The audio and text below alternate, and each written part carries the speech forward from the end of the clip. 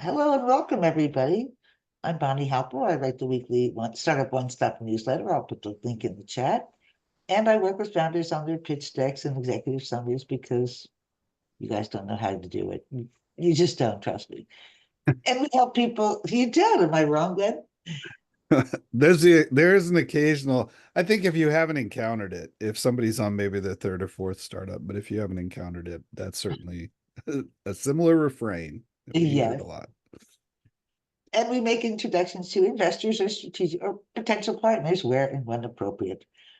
And we host these every 2 weeks and hope to see you again very soon. And I want to thank Joseph for hosting us. Joseph, tell us about you. Good morning, everyone. Joseph Katz. I help startups grow. I'm a marketing guy. Help companies put in place go-to-market plans, customer acquisition programs, and so forth, so they can go from unknown to well-known. Happy to chat with anyone offline. I'll put my contact info in the chat. Suggest everyone do the same. And looking forward to the Joe and Glenn show today. Yes, Joe and Glenn have returned to give us part two of the startup basics. So, guys, you want to just do a little intro for each of you and then take it away? And by the way, we've done this enough. You have to call us the Glow Show, Glenn and Joe. All right? Like Benifer, well, it's the Glow Show. I didn't know I got to this point in my career for that to happen. That just hit me, I just thought we needed to collapse our names. Okay. Yeah, there we the go. Glow Show. I think that's appropriate. Nice. Okay. I'll make a note. Yeah. Most of you know me here. I think Mark, I don't know if so this may be Mark for Mark and Carson and a little bit of Henrik, but my background, I managed a multifamily office. We were sort of old school. We did our own securities analysis and portfolio management. The firm that I joined in 1990 and then took over when my boss died and bought it back from the European bank that bought him was out there on Sand Hill Road, 3000 Sand Hill. And I got lucky in joining the firm and the exposure to the clients that were already part of the firm with guys like Larry Cincini, a couple Sequoia partners, blah, blah, blah. And when my boss died, I took it over, and then a year later, the internet commercialized, and I had a front row seat to the whole world of venture capital and angel groups, and from really a front row seat, and in certain cases, an insider. And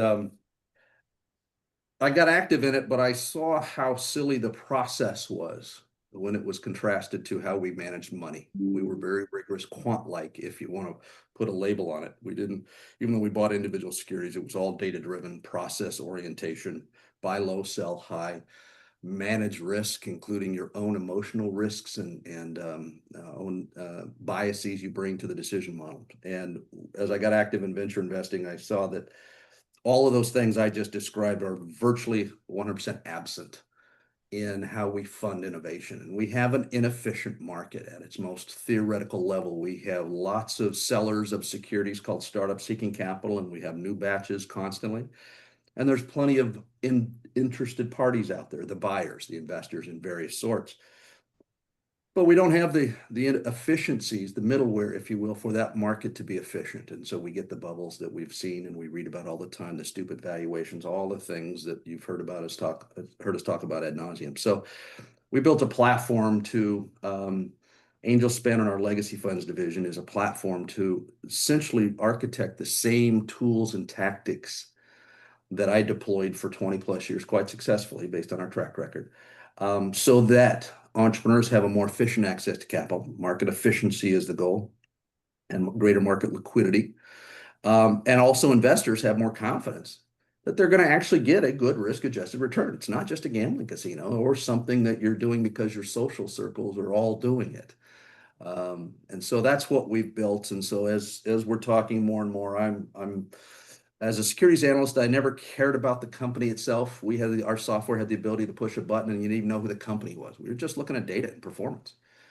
And we sort of take that same tack with startups as well, to manage the limbic brain's enthusiasm for getting attached to any one idea, one management team, et cetera. So everything we do is based on process to maximize the probabilistic outcomes of success, both for startups and for investors. Wow, thank you. Glenn, take it away. Great overview. Yes. Well, that lays out well why Joe and I get along, because we view. I'm a data scientist by trade, by background, and so I approach investing. I'm a general partner here at Quake Capital. We have a little over 300 investments, 8 funds, since 2017. I launched the fund back in 2017, but we attack deals and investing much like any other data science project. Big feedback loops, remove bias, get to the underlying data, and run a murder, process after the fact to see what failed. All of that, though, came from earlier work I did as an operator. So I don't really think of myself as a VC. I think of myself much more as an operator. I spent about 25, 30 years as an operator, launched 14 startups, exited 9 of them, took 3 of them public, generated somewhere north of $5 billion in returns, 4.5 billion on the first deal. So I kind of stopped tracking, to be honest with you, but it's somewhere between 5 and 8 billion. And along the way, learned a lot of lessons and attacked those things the exact same way I attack venture investing. In other words, I use data science, so feedback loops, a lot of data. And this what we are talking about last go and this time are part of a series of lectures that I've given over the years. They're very long, we're talking about, somewhere between 4 and 8 sessions usually, and we're trying to just cover some of the high points. And then in talking to Bonnie and Joe, they have core expertise that they work a lot with founders on that, I don't spend as much time necessarily talking about. I touch on those things, but everything in this lecture series is kind of high level, and they have really core expertise on messaging, communications, pitch decks, some of the operational nuts and bolts. And so that's sort of evolved into what we're doing here and what this conversation is about. For those that weren't on the last call, just real quick, I'll give a real high level. Bonnie has the recording of that. I'm sure Bonnie or Joseph can share that if anybody's interested, but just to, without spending any particular time, to give you a sense of what we talked about kind of the way I would look at it. I mentioned before, a lot of you joined, it's the pre-operations component of building your startup. It's the planning, the thinking about, the go-to-market and the research that goes into all that. But it's really comes down to a few core elements.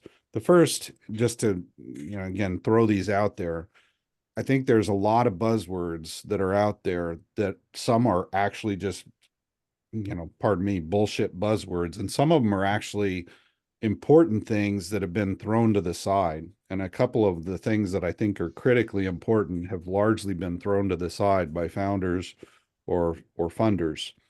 And those would be, number one, the business plan. And you don't grok it, you don't use AI. The business plan is something that you don't do. I've heard VCs say you don't need this anymore. Well, the truth is they don't need this anymore, but a founder absolutely 100% needs it. So the business plan is not for anybody else. It's for you and your team, and it's not nonsense. And there's a really important thing within the business plan called your vision statement, which is horribly important. And almost nobody cares about it. The vision for your business drives the type of people that you will hire. It becomes the ethos of the business, and done properly, all of that leads to good culture. And good culture is like the immune system in your startup. And one of the things I said last go is that culture beats strategy every single time. It beats strategy, it beats policy, it beats a whole bunch of other things, because the culture happens when everybody else in leadership is not around. Culture is 23 of the 24 hours in your business, or maybe more accurately, somewhere around 12 of the 24 hours in your business.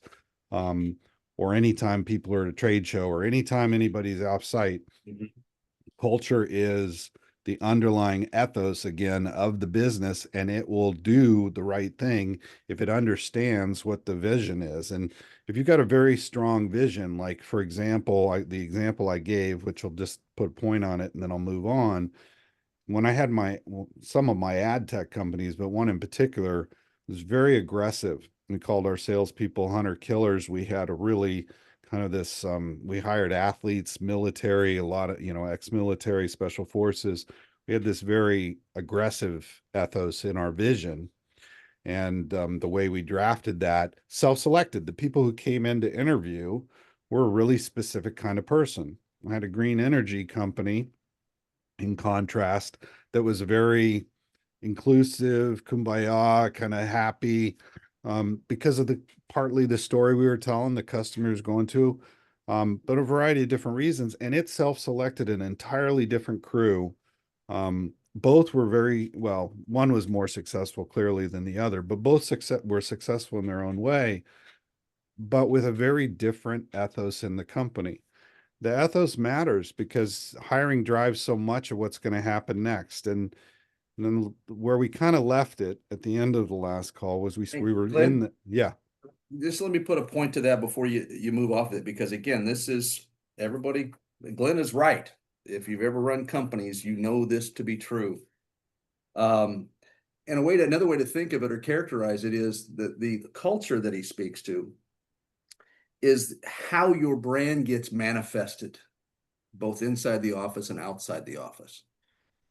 Right? The brand of the company is a brand is a promise to deliver on a certain thing. That is all a brand is, and brands are hard to build, but they're extremely valuable. They're that immune system or the competitive moat or whatever you want to call it, but brand is critical, and the culture is the vessel that delivers the brand both inside and outside the office. Anyway. No, it's perfect. That's 100% true, Joe. And I honestly, as crazy as it is, I've never really thought of it in that how it's outward facing to that degree, but it is absolutely true. Then we kind of left off, and we're going to move into some deep operations dialogue with Joe here in a sec, but we left off with hiring. And I don't want to rehash it, but I just want to touch on a couple things. You got to be really careful with hiring. There's an old adage that I think is very true, that you want to hire slow and fire fast. And that's not just buzzwords either. There's a lot of reasons for that, but you want to hire slow, in part because it can be disruptive, in part because you need people who are early in the business. You want people who are Renaissance, that can wear a lot of hats. As you evolve, you want more specialists. But one of the biggest reasons is that you frankly can't get the best people. The best people have tons of options and you ain't it. I mean, I don't mean to be a jerk about it, but the very best people for where you're going to be 2 years from now are where you're going to be 2 years from now. So the more people you hire now, and trust me, you want to get good people, as good as you can, and you do want to add people. I'm not suggesting you don't, but I'll just say this and I think I mentioned this last time, the worst day in your business, the very worst day in your business is the day that you have to sit down with people that have been really loyal to you, been there from the very earliest stages in your company, and they're just no longer the right people. There are a lot of other things people think are going to be the worst day, like missing payroll. Missing payroll is just a hiccup in a startup. I don't think I ever had a successful, I mean, as a matter of fact, I'm quite certain, because I've gone through this analysis with hundreds of founders that were successful, and myself. I've never encountered a really successful startup that didn't miss payroll or come awful close. So that's not anywhere close to the worst day. The worst day is having to let go people that have been incredibly helpful, really loyal. And the more people you hire at this stage that are not going to be a solution later, the worse that day is going to be. So there's a lot of emotional reasons why you want to be careful about that. There's a lot of talent reasons why you want to be careful about that. And then the other thing I would say is you want to be really careful in terms of the fire fast. The moment you think you have the wrong person, you have the wrong person. I'm just going to put it there. You can figure all that out in between. But What I'll say is if you have a bad person in a hire, they will drive bad policy. That's the number one principal reason why they're problematic. Because if you try and change anything within the organization to shore that person up, you're creating policy, and policy affects everybody. So you just took a team of, let's say, 15, 20 people, maybe it's 10, whatever. I don't know where your respective business is.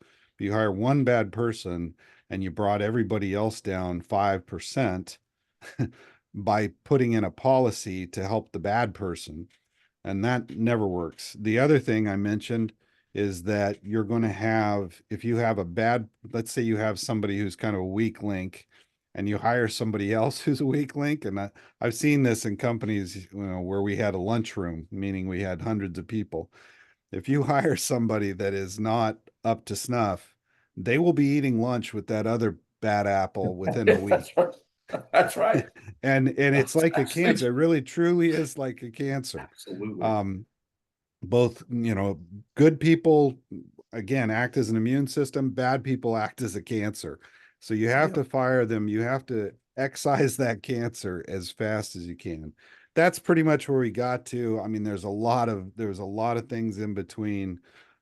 Today we're going to delve into deeper operational theory and some of the communication and deck building and branding. But with that, Joe, why don't I just kind of hand it over? Joseph, if you want, you can. He does have a slide up here. I guess that's important before we move on, Joe. Attitude over experience. When you're doing the hiring, look for people that have the right attitude that aligns with your vision more than skills. You'll look for those skills a year or two from now. When you get past the A round, then we can talk about it. One of the things I want to talk about today is funding. So if we have time at the end, I'll talk a little bit about that. But yeah, you can go to slide. I mean, Joe, I think Joseph, I think Joe has his own slides he's going to run today. But Oh, the Bill Mason. pull up that Bill Mason. And again, in trying to communicate some of these thoughts, I think, and as many do, in metaphors, and we're debriefing on this before we started, that the building a startup is a bit like building a boat. Right? A boat metaphor. And you're literally building it. First, it's in dry dock, and then it's going to go and you're going to finish building it while it's sitting at on the water. And then if it's a speedboat, that's one business model, maybe CPG or AI, or call it what you will, right? If it's a more comprehensive enterprise level, think of that as a sailing yacht, a motoring yacht with sails, right? So the business is model capital intensity and at ease in getting into the market is going to be parallel to the size of the boat and the complexity of the boat. But basically, you have fundamental components of building any boat, right? You have certain things you have to do to make sure that it is seaworthy, literally, regardless of the design of the boat and the size of the boat and the propulsion of the boat. It has to be seaworthy. And that's really what the Bell Mason diagnostic was built to help navigate, to belabor that metaphor, is how do you build a boat from the ground up? How do you build a business from the ground up? What are the necessary steps? And this was scientifically built, designed, back-tested, architected, back-tested over thousands of companies. And it's been used for decades in the corporate venture world. That's where the organization, the Bell Mason Group, that ultimately built this, they took it as a consulting practice because they could charge lots of money to corporations to help them not screw up and misspend shareholders' money. And that was their business opportunity. We were the first to bring it in the level that we're doing it.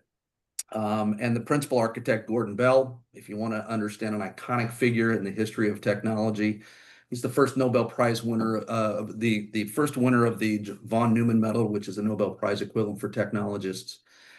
He is the principal architect. He's also an investor in our company. He literally told me in his home in San Francisco back in 2015, this is how I always envisioned the Bell Mason would be used, is how we've now adopted it in our services. But what you're looking at in the spider graph is the inner circle there's 5 natural stages of any business. Think of life cycle stages, going through its prepubescent years or its birthing years and the early years. It's like any life cycle, right? There are natural phases. Things you have to do at each stage, but the specifics think of it as the operational tasks in a business are why the topics are the same. the actual activities change as the business gets bigger and basically growing from the inside out. So the earliest stage is a concept stage. And who's on that early team that shares the vision, that has enough of a balanced skill set, and you guys have hopefully chemistry that you think it's worth going out and throwing in some bootstrap money or getting grant money or friends and family or whatever the hell it is. Then the next stage is called the seed stage. And that's where you're just starting to hit on some of the operational tasks.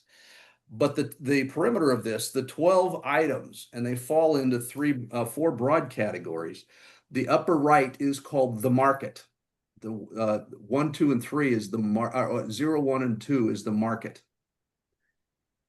The next one is team. The next one is operations. And then from 9 to 11, those 3 are the product. That's what those 4 quadrants represent, or 4 sections of that spider graph or a clock. But they're subcomponents, the 12 individualized components. They just happen to fall, 3 of them fall into each one of those 4. So you got 12 specific areas. But think then specific tasks on those 12 areas based on where the company is in its natural life cycle, right? If you're familiar with the Lean Startup Canvas, that was popularized by a guy named Steve Blank. Well, you can see Steve in Gordon's book that he wrote. He wrote the first book on how to start a startup. It's called High Tech Ventures, The Guide to Entrepreneurial Success. And that's where he introduced the Bell Mason. Steve Blank contributed to that. But then he took the Bell Mason components, milestones around finding product market fit, and created a Lean Startup Canvas. All right. It's the granular tasks, the things that Glenn is an expert in, and he'll be talking in details about. How do you execute on these very specific tasks? And each one of these milestones in these 12 sections across 5 natural life cycle stages, think of them as Lego blocks. You're building them all in the right sequence. You don't build half of the business or half of the building or half of the boat, right? You literally build all of them up in sequence until you actually have a vessel. And then when you've built your product, that becomes your propulsion. Your marketing is the sail. I mean, we can belabor all those sort of nautical metaphors, but all those things are absolutely relevant. But you don't put up the sail when you're still trying to get above the waterline in building those infrastructure components to have a seaworthy vessel at its core, the shell, if you will. And that's what the Bell Mason represents, is making sure you're hitting all the right milestones at the right time. This is operational risk management. How do you build a sound building of business?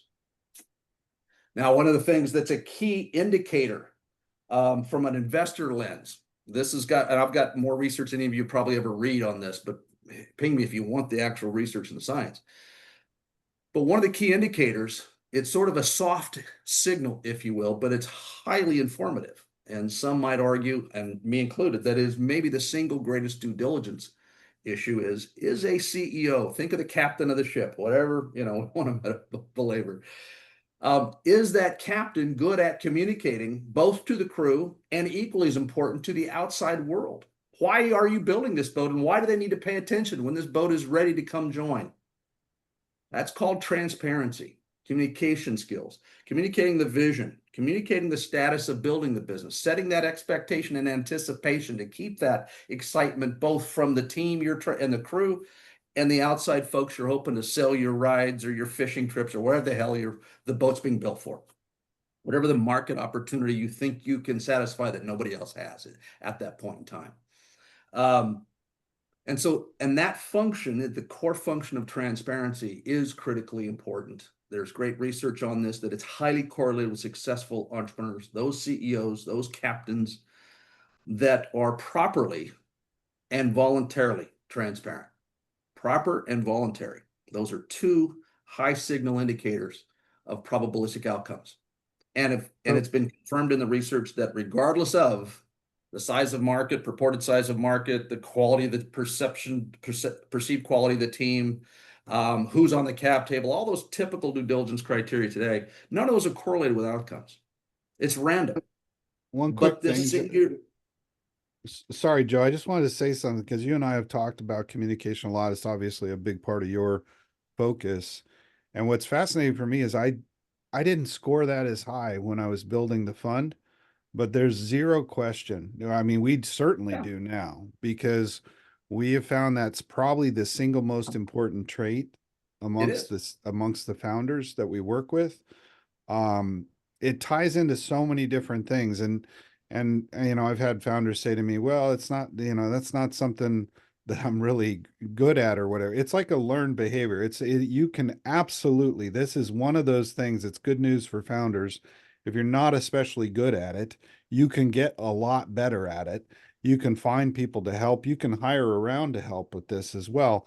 But it's something you absolutely need to have in your arsenal. You need to be able, two sides of communication. You need to be able to impassion people, both employees and outsiders, because that's basically how you get stuff done and raise money. But it's also what Joe was mentioning, really important: accountability, transparency, delivery of information just makes the whole journey so much easier to get between funding rounds to land customers, everything. So I think, Joe, to your point, single most important thing, skill for a founder. And what the Bell Mason represents, because entrepreneurs, one of the things, and again, this is not a sales pitch on what we're doing, but we built the first public company equivalent investor relations so that we can assure for our startup clients, they hire us, it's a professional service, to communicate properly. And we're addressing the issues that they are the biggest fears is, what do I communicate? Well, so we don't tell them because I don't know. The Bell Mason does. So this is what frames that communication externally in our work, because the Bell Mason literally defines, are you doing the right things at the right time? Or what you want to communicate more marketing or PR based? It's busyness and activities, running around this deck and showing a lot of kinetic energy, or actually building the right things in the right sequence such that you are de-risking the organization to deliver on that business plan and vision that Glenn was talking about earlier. So I can't stress this enough. Every accelerator should be teaching this. Of course they don't. They all have their own purported secret sauce that they're trying to use and leverage as their competitive advantage of why sponsors should give them money and entrepreneurs should, you know, join their accelerator versus no. And they're all trying to recreate a wheel that this is the state of the art. It's still used by Bell Mason Group. It's today. It's offered to corporations. They train corporate VCs, because a corporate VC, when you're investing Merck's money into what's effectively R&D, outsourcing R&D, you've got to report to the CFO or maybe even the board what you're doing with shareholders' money. You don't have a 2 and 20, I'm the smartest guy in the room bullshit. You are hired, you are a fiduciary with somebody else's money. They adopted the Bell Mason very quickly as the due diligence framework and then post-investment monitoring framework. And they've been using it for 35 years. You know, 91 is when it really started scaling, the Bell Mason Group. And so, long story short, for you as entrepreneurs, you have no excuse not to. You're shooting yourself in the foot. You're disrespecting all those people that bought into your vision if you're not doing this single thing. This is your responsibility. It's not the sexy part. It's not the stuff that gives you that sort of dopamine high during demo day. But it is absolutely your responsibility to do this. Otherwise, you're screwing your employees and you're screwing the investors you're soliciting for money, or your existing investors and your friends and family you took money from. You're not doing your job. You're just being a cheerleader and an entrepreneur. It's critically important. Critically important. So again, that's what the Bell Mason represents. I've got tons of details on it. Anybody wants to learn, I like to teach first. And if you don't want to do this, hire us. We're stupid cheap, right? We have been recognized as best in class, but believe me, that's a very low bar. We're the first ones to bring proper processes to this external communication process itself, not leaving it in the hands of a CEO that will naturally devolve into a marketing and PR piece, or God forbid, your social media person that is driving your external communications, which is even worse, right? When a CEO wants to outsource this, they outsource it to somebody that's going to it's going to be all fluffs and puppies and cat videos, metaphorically. That's exactly wrong. You literally are costing yourself credibility by that being your default way to communicate. It's a net negative. And it doesn't take much to get this right and have a profound impact on the legitimacy of your business.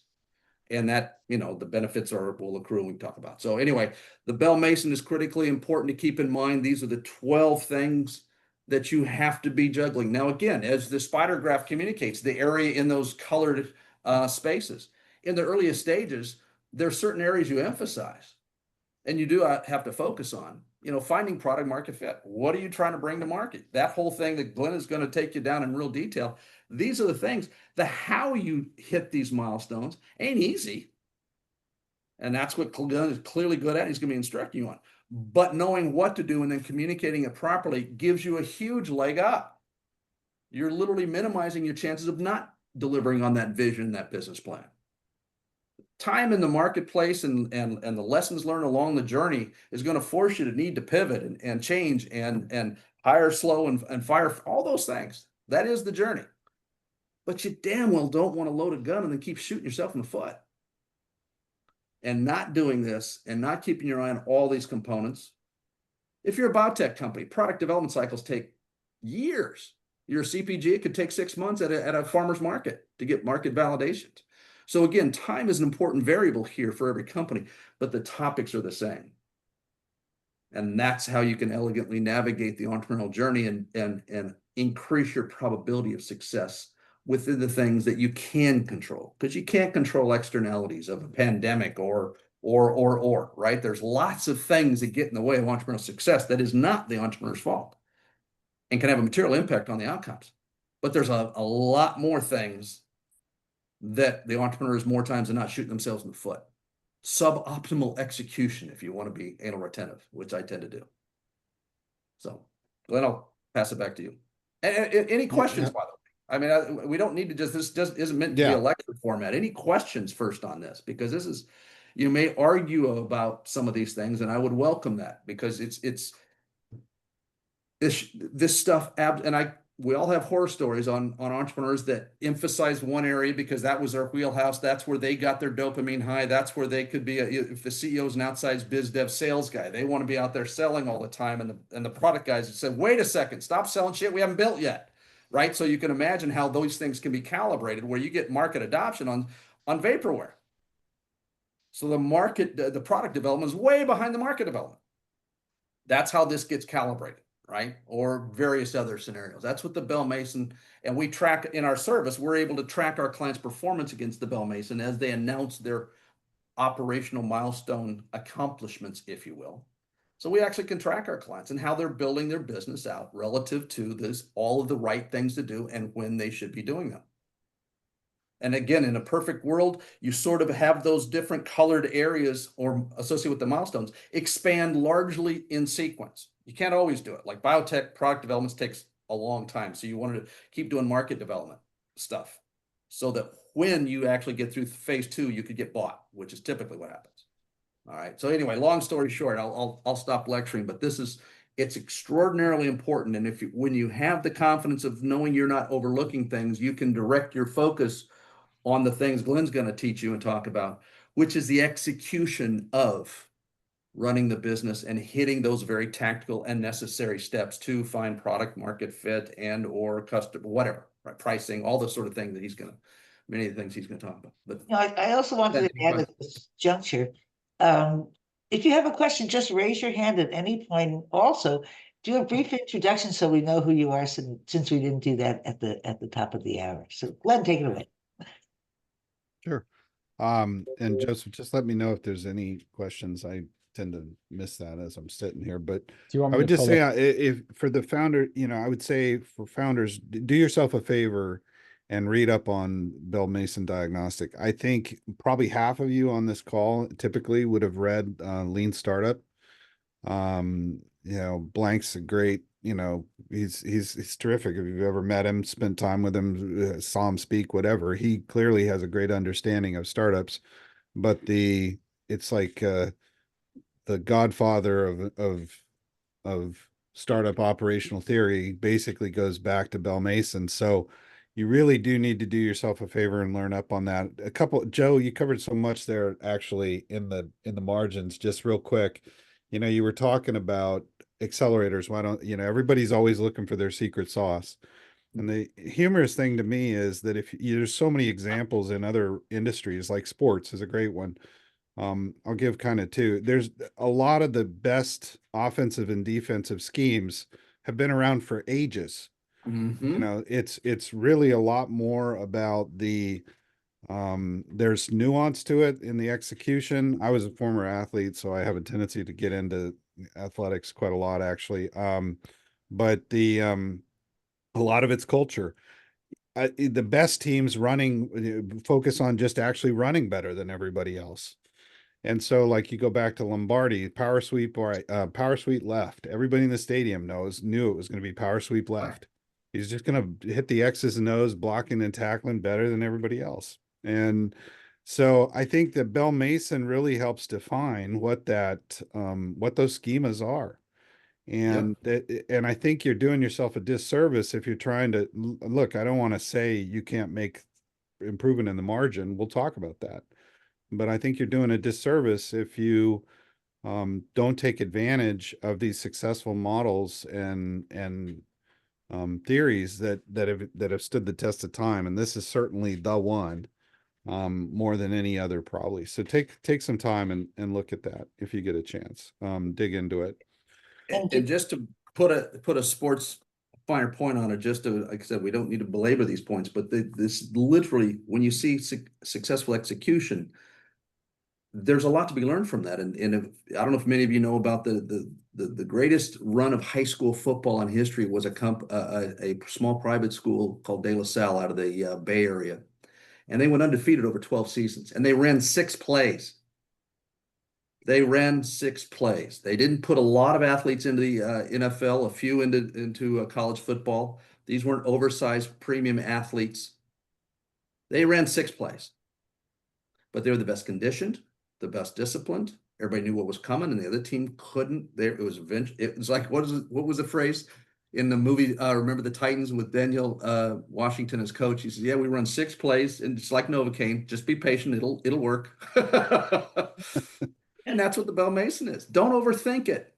It's a way to play offense in building a business that can bring your vision to marketplace and make you a shitload of money. Full stop. You want to recreate that wheel? You want to add that layer of risk and arrogance and uncertainty and variability of outcomes? Good luck looking your employees and your investors in the eye. Anyway, enough said. So, Joe, I mean, I think when you get into Bell Mason, it gets into covers all the different fundamental aspects of building your startup. What I'm going to try and do, or what I try and do in a lot of these discussions, is to touch things that may be easy to do. I always joke that there's lots of things. I'm on like the 3rd day of a fast today, for example. There's lots of things you can do, like changing the way you eat, dieting, exercise, all these things that are good for you. The fact of the matter is they're not difficult, but very few people do them, right? That's just the world we live in. There's a lot of things you can do in your startup that really don't take much effort, but most people just either don't think about it, or they just don't do them, because there is some lift to it and they'd rather do something more interesting. Speaking of which, most founders, looking at that Bell Mason spider chart, Joe, most founders they're really strong on product and fundraising. Unfortunately, that's just 2, maybe 3, depending on how you want to look at the 2 or 3 spires out of that, cityscape. But what I'm going to try and do is talk to you guys about things you can do that are just really don't take any effort. So let me give you an example of one. The team is going to focus on, and I mentioned this last time, but I'm going to go into greater detail today. The team is going to focus on whatever the CEO is focused on. And so you can drive a lot of action in your company without creating policy, without having a lot of, go to slide, let's go to 14. Yeah, there we are. So if you go in every morning and you start asking about a particular metric, and I make a big deal about growth. That's where most venture funds and VCs focus. As a founder, my bigger focus was still growth, but my very granular focus was churn, because I learned early on that keeping a customer was far more economically efficient than grabbing a new one. So I always wanted to keep them. Ultimately, it's a better economic model. So the first thing I would ask about every morning was churn. But whatever your key metric is, whatever it is that you as a CEO think is the most important thing, ask about it every single morning if you've got a physical office. Ask about it on the first group call that you get on if it's Zoom. Ask about it in every meeting that you walk into. Literally every meeting. Like it should be, you figure out how you're going to work it into the very start of that meeting and you ask about it. You do that for a week, maybe a week and a half. You won't need to ask anymore. The team itself will start to come up with routines. They will deliver transparent reports and accountability loops tied to that metric. They'll come to you. You won't be going to them anymore. So just proactive action. Yeah, seems obvious. I always joke, I would do this with the same, again, a condensed version of this overall series I would do with our founders. And at the end of it, I would have somebody come up every single time and say, that's all pretty common sense. And I'll go back to what I said at the beginning of this little conversation. Sure it is. So's dieting, so's exercise, so are a lot of other good habits, and nobody will do them. Like Good. literally nobody. Good. Can I share from the Yeah. operation side? Because I've been Yeah. on the operation side of the startups. For this first point, one of the startups I worked for, we did a bunch of testing and learning. We found a funnel that was producing the greatest return, and every single day, the executive team, marketing team, etc., focused on what did we learn yesterday in that funnel? What can we improve? How can we improve it? What's the cost per acquisition? What is the conversion further down the funnel? So that was the focus. No one cared about anything else other than that. That was the key. That was the key priority, because we knew if everyone went down that funnel, the business was going to continue to run. There's another thing in there too, Joe. You're getting an accountability feedback loop. And I do want to make a comment about that. I'll usually talk about it a little bit later and I'll just gloss over it later. I think it's a good point to bring it in here. There's all these superpowers in your startup.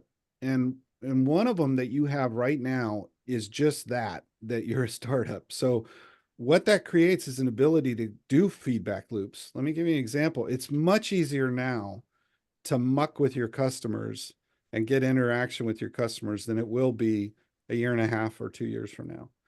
After the A round, it gets really hard to get really good feedback loops. You're going to be interacting much more now. I'll give you a really pointed example. You could right now create 5 different landing pages for your website, and you could test them against each other. The first visitor goes to this one, the next one goes to that one, so on and so forth. You can do all kinds of cross-sectional cutting. You can't do that when you become a mature company. You can't piss off your customers. You can't muddy your messaging. You can't do any of that. You have flexibility right now. That's a superpower. And to your point, Joe, that's what's great about what you said is that in addition to being driven, everybody's focused on the same priority. The other part of that was that you actually created the priority was digging into feedback loops and accountability, which is another huge, something you can do now that is incredibly hard to do later and gives you a huge advantage over mature competition. And for what it's worth, that company had a positive exit. No, that's even the best, right? I'm not going to belabor it here, but I mentioned also, one of the reasons I made growth the top priority, even though I really focus even more granular on churn. But the reason that I tend to think VCs in particular are right on this particular issue for getting the startup off the ground is that growth just solves so many problems. You want a good attitude in the overall business. You want good culture. You want people to feel good about coming into the office. You want, it just drives all the right things. Makes it easier to raise money too, which is, we're going to talk about what a shit show that is, but it's a necessary shit show. So in any event, that's, I would say, definitely one of the easiest things you can do is prioritize growth and talk about it at the front of every first conversation. That's basically where I would start with it. Since it's the Glenn and Joe show, it's going to be this Joe for a few minutes, if that's okay. Go for it. Again, because I have this operation experience and it may be beneficial to people. I was asked by a board member early on, sort of pre-seed, seed, pre-A, I forgot exactly when it was. How would you grow if I gave you another $1 million? So being able to, to your point, right? Like, how are you going to grow? What can you do to grow faster? Yeah. That if you don't have a good answer to that question, you're not going to get the money, and you're not doing something right. No, that's spot on. And it actually ties really well, Joe. If you want to go down one slide, it ties really well to the next thing, which is you can simplify your decision-making process. The decision tree gets really small when you tie everything back to whatever that priority is. And again, in my case here, I'm using growth, but if just looking at 3 examples, trade show's a great one. It's a great time suck too. But there's lots of things like that are sort of these accessories that you do, and you can just simplify. Does this tie to the core? And I'm going to call it mission, but it's really more the priority. Does this tie to the mission and priority? If no, then no. If you're going to hire somebody, does it further that priority right now? And or for that matter, if it's something where you can see it manifest in a few months, then it can be worthwhile. But you do want to be very careful about that. So when you're looking at hiring and firing, that plays into it too. We're going to talk about new features later. They're like one of my, that's like, Glenn? yeah, go ahead. Yeah, let me just, again, a finer point to that. Oh gosh, now I lost my thread. But it comes down to, again, as Glenn was saying, prioritizing. And I always like to put it in as simpler terms. It's what to do and when to do it. Always keep that in mind. Think Lego blocks of activities to build the business. What to do. Now, that's not always simple if it's your first-time founder, or you're doing something in a new industry that you purportedly have some degree of domain expertise in, but you're doing it and applying that into a new industry or a new idea. A lot of these things, or if you were a middle-level Google guy and all of a sudden you're a startup, well, that's a whole different experience set and journey, right? And toolkit. So understanding and being able to know what to do and when to do it. Now, Well, that goes back to Bell Mason too, which that's is exactly what I'm talking about. That's what the Bell Mason is. How to do it is where you need to wrap people and have people like Glenn in your life. Because, okay, how do we find our optimal messaging? How do we create better lead gen to drive the revenue portion of the market section of the Bell Mason, right? I mean, you can say, we know this is the task, but how do I do that? That's where you need to get help. And like I said, the accelerators ain't going to help you on that stuff by and large, folks. You got to, if you're lucky, find folks like Glenn. But that's that at its core. And again, what this is doing, and you could throw fancy names like Bayesian optimization, all that sort of crap, but at the end of the day, it's just improving your probability of success by focusing on the right things at the right time. Anyway, I sorry. want to add something about trade shows. There are a lot of big trade shows out there, and you don't focus on a big trade show. You're just lost in the noise. I was mentoring at Founder Institute last night, and there were 2 companies there who attended very, very focused trade shows and both found clients through that. So make sure it's focused on what you're doing, because that's where you're going to find your audience, not at the big ones. Yeah, everybody's there. The problem is you're fighting with everyone else too. Bonnie, Yeah, and- you want to get me started on the marketing at trade shows? That's a whole nother conversation. Yeah, that's Oh, I what know, that's I know. same here. I would just say again, it's another like good habit to have or whatever, something everybody should do but won't do. Everything in your startup is purposeful. There's nothing, you don't get up any morning and just do random stuff. I Right. mean, I'll get into that if I can, but the trade show is a great example. You don't go to a trade show. If you're gonna, let me tell you what I mean by that. To Bonnie's point, let's say you find a specialized event you want to go to, has the right mix of people, whatever that might be. You don't just go, you don't just No. booth it, you don't just walk it. You make a plan and call and send out stuff and set up meetings. You go with a purpose. Yes. You're going to meet these people, you're going to discuss these things, you're going to business. You don't just, I watch 99.9% of founders just go. And it's completely a useless exercise when you do that. Just quickly on that. Finally, last thing on this slide, unless there's anybody wants to weigh in on any of that. Last thing, and I will talk about this more later, but I want to give you a flavor for it now, this new feature stuff. Adding features to products is a huge issue. I think a lot of times, I'll give you an example. Salespeople, you get so many people coming at you with input to add something to your product or your catalog. You could not, maybe it's a feature, maybe it's a whole new product. And one example of this would be salespeople saying, this competitor has this. So what? This is why it's important for every decision to tie back to growth. The question isn't whether your competitor has it. You have no idea why they have it. By the way, most of them suck. Most vast majority of startups are going to fail. So you never want to be patterning yourself on somebody else.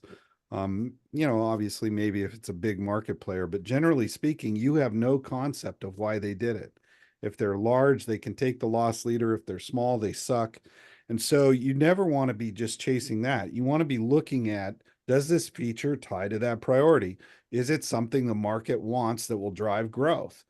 That's the question, not just trying to keep up with the Joneses. So that's an example again where best practices will lead you to a good place and most of you won't do it. I mean, I hate to be negative, but that's generally how this plays out. Glenn, I've had dozens of CEOs say, well, this company's doing that. Let's do it too. And I said to them, how do you know it's working for them? Yeah. You You have no- forget. You have no idea. No one knows what's working about it. So I 100% agree with that point.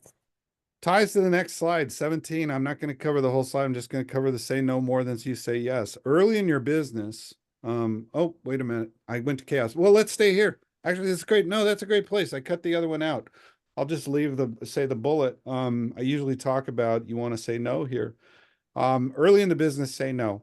Later in the business, you can say yes. But in the earliest days, you want to keep the fun, the circle of small as you can. Feedback loop is bias and noise, so that it's much more accurate. You'll understand why people are buying your product. So the more you say no early to events, to product features, enhancements, I know it sounds crazy, but the tighter things are at the beginning, the easier it is to analyze the feedback loop, which is insanely important. And I told you earlier, this is the only time you're going to have the ability to muck with your customers that way.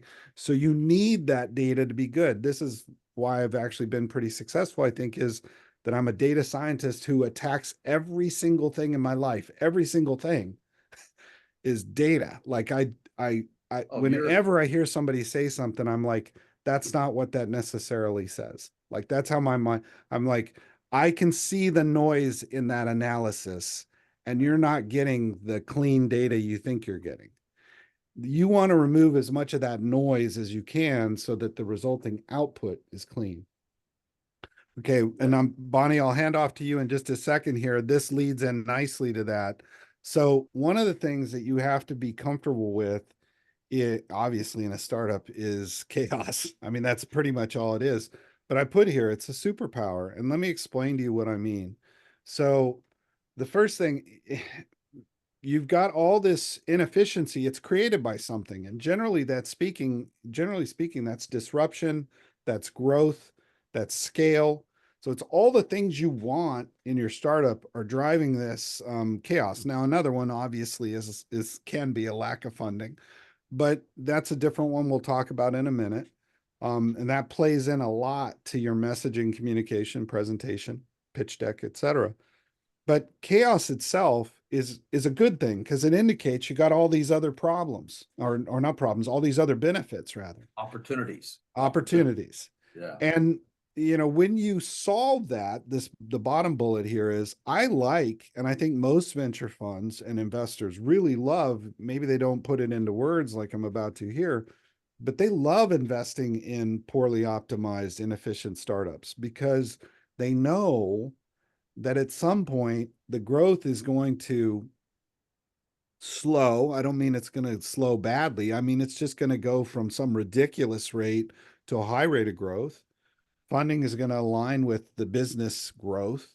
You're going to hire some people. You're going to add some advisors and marketing and some other things, infrastructure. And all of a sudden, all of that pent up opportunity will translate into a burst of additional growth and quick gains returns from that pent up chaos, or from the release of that, or removal of that chaos and that inefficiency.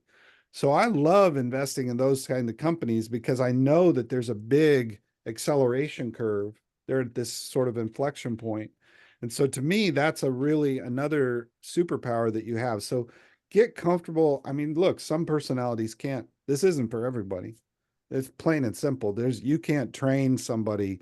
You can train, I mentioned last call, you can train about 20% of skills. Same is true for, like, you can train somebody to generally live within a startup. And, I always joke about it being, try not to be the role of the CEO in the high school play. But you can get away with a little bit of that, but you have to be comfortable in the chaos in order for this to work, and understand one of the things to help you get comfortable in the chaos is, when you're in it, understand that's a good thing, and that you're going to solve that by doing some basic stuff over time, and it's going to move like a rocket when that happens. Okay, next.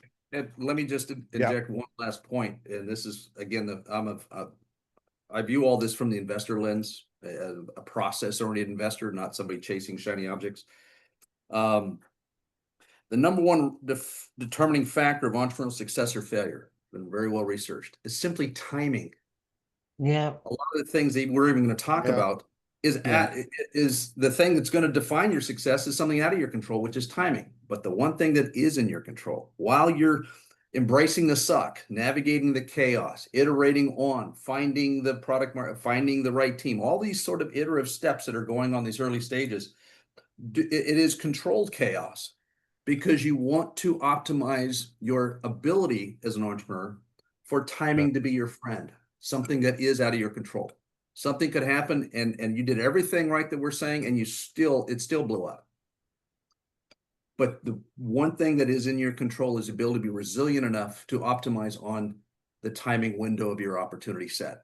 And so navigate the chaos, embrace the suck, but also recognize you're in it for the long term if you truly are intending to be successful, or you're just trying to catch a wave and hopefully throw somebody else's money at a wall and it sticks because you're guessing on the timing or hoping to catch a current wave. We're seeing some of this blowing up in AI right now. So much money's been thrown at AI, and we're now seeing AI companies closing already that have spent to be expected. hundreds of millions of dollars. Yep. Just so one this morning. Their effort was to catch a wave and try and quote unquote move fast and get lucky. Well, there's another, you and I have talked about this, Joe. There's another investment discipline. There's another problem in that. There's a very good reason for raising in tranches and raising smaller amounts. Yeah. Yep. You're gonna, no matter what happens, you're gonna make a lot of bad decisions. We all do. I do. Even in Quake, launching Quake, I made plenty of bad decisions. The trick is to make a lot of small bad decisions, not a lot of big bad decisions. And so you have to go through this. And again, you have to go through this iteration, lather, rinse, repeat, accountability, feedback loops, all of that stuff has to happen. And it can't happen at scale. It's an impossibility. Right. And so when you see these companies, some of them make it, they brute force it through the capital. But when you see these companies raising crazy amounts of money, there's a monster risk to that gets overlooked. Monster. Keep going. Let's jump ahead. I want to spend, Bonnie, about 3 minutes before we get into your thing real quick. I'm just going to skip. Let's go forward. Yeah, we're going to dodge that one. Oh, yeah. I want to talk about funding, and then I want to talk about archetypes a little bit, or credibility proof. So, and I just want to make sure we get through a few things before we go to Q&A and before we run out of time. So I'll cover these and hand it off to you. So funding is a necessary evil. It's a great thing when it happens, in the sense that it does solve some problems, but it also adds some problems. Okay. When you bring in investors, they have, and when you add, hire a lot of people, that can easily kill a company just as fast as not having enough people. So growth, believe it or not, even actual revenue growth can honestly kill your company if you don't manage it properly as fast as lack of growth. But where I want to start is the top bullet. You're not in business to raise money. I see a lot of founders celebrate raising funds, and I get it. I've done, I do it a little bit. When I was early in my career, I did it a lot more, but there's a risk to it. Raising capital can be a little bit addictive because people are patting you on the back. You get written up in TechCrunch, you get to go to various networking events, speak on panels. You're seen as something special, but you didn't really do anything. You raised money. I mean, I want to be clear, raising money is not a very good business model. There needs to be something underlying it. So just at all times, you need to understand that it's a necessary evil. I don't want to treat it as negative or even though I just called it an evil, I don't want to treat it as negative, but I want you to understand that you're not in the business of raising business. The business is something else entirely, and you want to focus there. The other thing, and I'm sure there's some with comments about that, but I'll just sum this up and we can come back because I don't have much more to say here. The other thing is, as you move up the chain, it gets a lot harder. I think a lot of founders think that it's going to be easier because I'm going to be a way better company when I get to my A round or the B round. Yeah, sure you are, but so is everybody else. They're battle hardened. They've gone through everything. The investors are much more specialized. They're not generalists like Quake is. They may be, but they still have a lot of great core expertise that they hire. So they're going to drill into your tech. They're going to drill into your stack. The companies that you're up against have already been through all the same stuff. So the noise is gone. And each round you go through, it's a smaller and smaller. I guess it's, think of it like going to progressively better and better schools with smaller and smaller classes. And so the acceptance ratio is really, really difficult the further you go.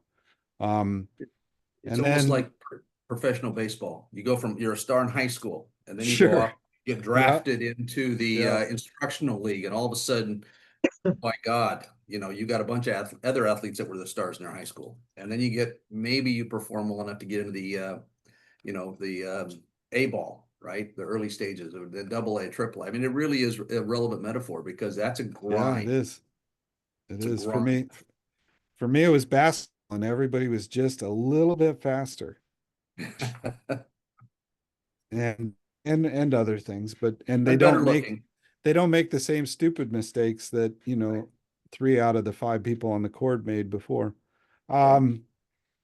One other quick comment: everything other than a yes is a no. I always tell my teams this, so I want you to understand a VC's mindset. So, and even I do this because I'd be an idiot not to.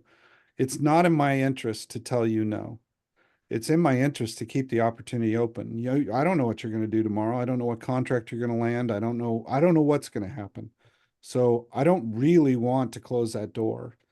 And so if I don't tell you yes, just assume that that's basically a no, at least a no for now, even if I'm leaving that door open. So I think that's a lot of times I'll hear founders talking about some meetings they had with VCs and how well they went. And I just want you to understand that, and I don't want to be cynical about it. I just want you to understand the mindset of the typical VC. And then finally, focus on the terms. There are a number of other really good VCs who've, well, I don't want to say other really good. I'll just say really good VCs. I don't know if I qualify or not, but I'll just both say, of them. 2 of them. Yeah, both of them. Brad Feld's a good example. He's talked about this, but he's right. In your pre-seed, seed, even in early A, terms are more important. You're far more likely to kill the future with shitty terms. Yeah. Having a bad valuation. I'm not saying evaluation isn't important. I'm not saying you shouldn't worry about it. Particularly focus in the documentation. And then the last thing, go to the next slide, Joseph, and then I'm going to hand it to you, Bonnie. I just want to quickly say, which leads nicely into pitch decks. When you're crafting communication of any kind, a big part of your goal is to simplify concepts and eliminate words. Okay, I'm sitting here pontificating, so that's funny for me to say right now. But I will say that generally speaking, when I'm talking to founders or even listening to founders, I'm looking for proof and I'm telling them they need to provide proof. And these are some examples of proof and how it can work when you're communicating, whether that be in newsletters, whether that be in pitch decks, whether that be in an elevator, in a panel on a stage. I'm always looking for ways that I can convey a concept without having this, really go into it, but simply focus on some of my victories. So the things that VCs tend to look for, top of the stack, or product market fit. So you got revenue and growth. So this would be an example. We're doing $1 million in ARR. Done. You've got credibility. Like you don't need to spend a lot of time talking about that topic if you can throw out a growth metric or revenue metric. And I even put projection. It's the weakest of them. Market. I'm not really talking about the size of the market. I don't think any VC loves those. They're a necessary thing in a pitch deck, in the sense that any pitch needs to tell you what the overall opportunity is. But most VCs are really interested in how you're actually making progress against that. So that's what I'm talking about there. Distribution is a place where that's a little bit closer to a fluff metric. I want to be careful about that. I don't want that to be the entire foundation of your communication, your outward facing communication. But it is something that a lot of early teams have, and they may not have revenue. So it's a good place where you can kind of focus. So like here I put, you got one of our teams, for example, had a relationship with 300 fashion blogs. So they were kind of getting a lot of traction off of that. Team is a really easy one. This is a great one. You don't need a big team slide. The logos work really well, but if you've got people that have had backgrounds in other great places, if they've had exits at other places, that's instant credibility. You don't need to have a lot you don't need to spend a lot of time if you can simply drop those. I put strategic here. We're fortunate in our portfolio. This isn't true for everybody, but for whatever reason, we have a lot of strategic investors in our teams. That's really powerful. One of our teams, for example, this example here actually has investments from Amazon, Google, and Microsoft, all in the same deal. Well, that's like instant credibility. I don't know that it should be. I want to be careful about this. I think, they do a lot less diligence than a typical institutional investor will. But what it says to other investors coming to the table is that you have a potential exit strategy with those people. You have distribution and other partnering opportunities with those people. And they should understand the technology. So you do have a technical diligence component in there. So these types of things, when you are thinking about how you're going to build your message, build it around proof. That's, again, this kind of goes back to my data science background. You want no fluff metrics. You want, and this is kind of Joe's deal. This is what he does. You want communication that is built on substantial metrics that VCs, investors, angels care about. This is it. And these are instant proof that you're making progress in that regard. So focus on this kind of stuff if you can. And with that, Bonnie, I think that's a nice transition. Hand off to you. You don't have a deck slide? I thought you had one because I remember seeing one. You do you just have a placeholder there. I wasn't sure what you're covering, but Joseph, there is one. There's it's like a pitch decks and outreach. Yeah. Yeah, I thought that there was one. I want to say, what Glenn just said seems obvious. Everybody buries the lead. I've said it Yeah. times. First of all, you have to tell a good story. You really do. There are articles that come out in the tech press every day. It might be, what gets you? It's the headline. That's what you click on. Have a great lead. Get their attention. Investors or their analysts look at how many pitch decks a day. You got to get them in the first few minutes, like any good headline. And you of course, you better have a good solution. Another mistake that people make is they think they see the template, problem, solution, blah, blah, blah, blah. It's not carved in stone. If you have a superpower, if you have a story to tell, I had one client who, did a Kickstarter for a few days, and it was basically pre-sales, and raised 200K. It was on slide 8. That's investors slide 8. Yeah, guess where I moved it up to? Yeah. Yeah. Investors want to know that. I was talking to punch him in the face. You got to punch him in the face for Yep. sure. You want their attention and you want to get their attention quickly because they have very short attention spans, and you want to keep it. I was working with another founder and loved what he was doing. And I said, "Is this your first startup?" He said, "No, this is my second startup." I said, "What happened to the first one?" He said, "It was acquired." Who acquired it? Amazon. Oh my God, nowhere, it was nowhere in the Yeah. pitch deck. Yep. That's And great that's proof. another thing about the team. Investors place a lot of focus on team. Ask Glenn. I can't tell you how many pitch decks I get where the team is name, the title in the company, and the LinkedIn. No. If they've worked with great companies, put the logos there. It's very important. Anything that's going to get their an investor's attention. If you have month over month recurring revenue, I was talking to somebody yesterday who had that. It was buried. Move that up top. You just launched what 3-4 months ago, and you already have 30,000 a month recurring revenue. That's fantastic and growing. Whatever your superpower is, whatever you're doing that not a lot of other people are doing, that's your story. Make it a good story. Like I said, you don't have to go in the order that everybody thinks is prescribed or carved in stone. Tell your story. Sometimes, yeah, Let, sometimes Bonnie, to that point, it's, if you look at as many pitch decks as we do, and I yeah, mean, we, you, me, Joe, um, it's actually, it can be refreshing to see one that's a little bit different. I know that may sound a little crazy, but, you kind of get lulled to sleep looking at hundreds of pitch decks a month, even 1,000 plus. We used to look at almost 1,500. Um, and so if you see one that's a little non-conforming, that's not a bad thing, done properly.